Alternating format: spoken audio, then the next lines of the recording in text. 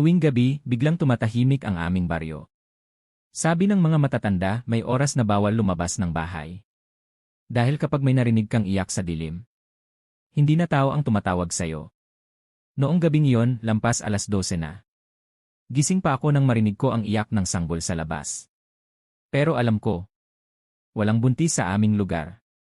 Palakas ng palakas ang iyak. Palapit ng palapit. Parang may humihila sa dibdib ko. May mali.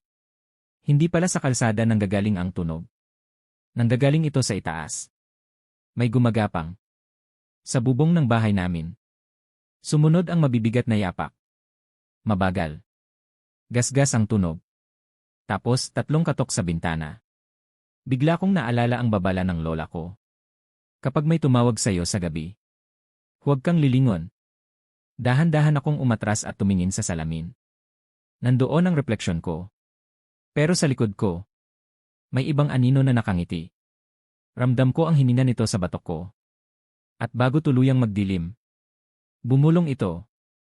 Alam kong gising ka. Nanlamig ang buong katawan ko. Gusto kong tumakbo pero ayaw gumalaw ng mga paa ko. Ramdam ko pa rin ang hininga nito sa batok ko. Biglang namatay ang ilaw. Nabalot ng dilim ang buong bahay. At sa katahimikan, may narinig akong tumawa. Mabagal akong lumingon. Kahit alam kong bawal. At doon ko siya nakita. Nakaluhod sa kisem. Baligtad ang ulo. Nakangiti.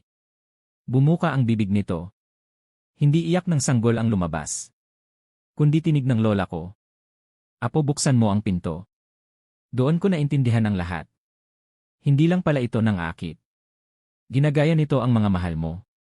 Pinikit ko ang mga mata ko. Nagdasal ako ng pabulong. Hawak ang rosaryo ng lola ko. Habang palapit ng palapit ang tunog. Biglang tumahimik ang lahat. Pagdilat ko, mag-isa na lang ako. Akala ko tapos na. Hanggang sa marinig ko ulit ang iyak. Mula sa loob ng salamin. Hindi ko alam kung gaano ako katagal nakapikit. Basta patuloy lang akong nagdasal. Mahigpit ang kapit ko sa rosaryo ng lola ko. Unti-unting humina ang hangin. Nawala ang bigat sa paningin. Parang may umalis. Nagalit. Nang maglakas loob akong dumila. Sumisilip na ang unang liwanag ng umaga.